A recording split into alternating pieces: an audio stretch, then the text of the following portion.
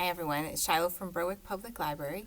And this video is actually more for parents and caretakers, even teachers, and to talk a little bit about how we can more easily and maybe more comfortably talk about race with kids, with everything that has been going on lately.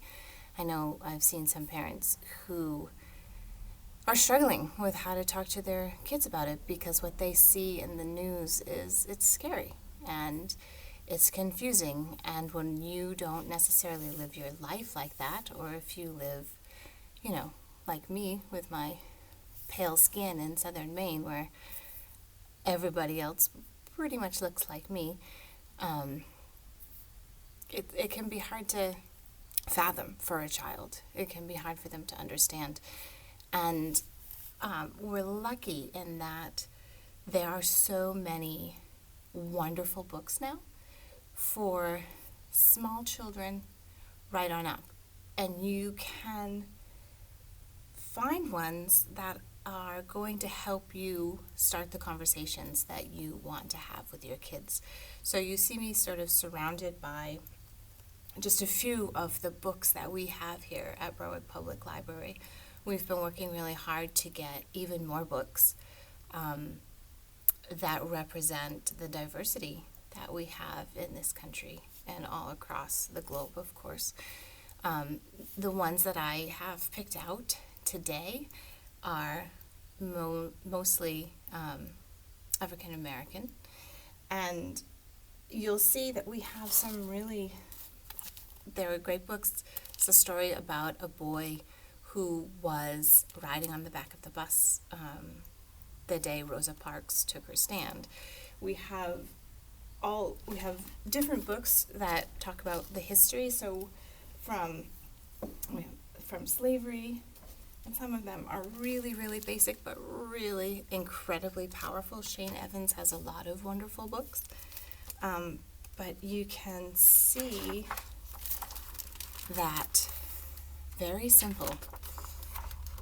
The darkness, the escape. You know as an adult where it's going with this, but it's a good way to really talk about this piece of history. And it goes right on up to, this is one of my favorites, Fearless Mary. Never heard of her until this book came into my view. So it's about a stagecoach driver she was a slave and she moved out west, and she was an American. She was a woman, African American, and really had to prove herself. But she was about as brave and clever as you could be, and it's just a great. I mean, look, she's got an eagle on her hand there. And there's also, of course, books on Ruby Bridges and Dr. Luther King, and we've got some about sit-ins and protests and all sorts of things that can help. But we also have, well, actually, I want to point out, we have a couple like this, talks about a child whose parents are multiracial, and just how they talk to him about it and what it's like to have that sort of background, I suppose, that sort of ancestry.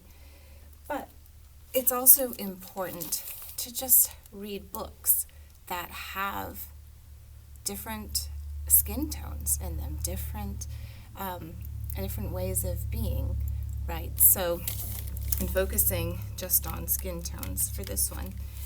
This book directly addresses it, but then there are books like The Hello Goodbye Window, which has been around for quite a while and mentions nothing about skin color, but it's just there, right? The grandmother has dark skin, the grandfather has light skin. And it's just there, and it just sort of normalizes kids seeing that, because we don't always. If you look at a lot of the picture books that we have, especially older ones, you see a lot of light skin, and it's easy for kids to forget that there might be others out there in their struggle. We talk a lot about, I don't see color, but we can't do that anymore, obviously. We have to see color, and we have to understand it, and we have to be able to talk about it. So don't hesitate to reach out to the library.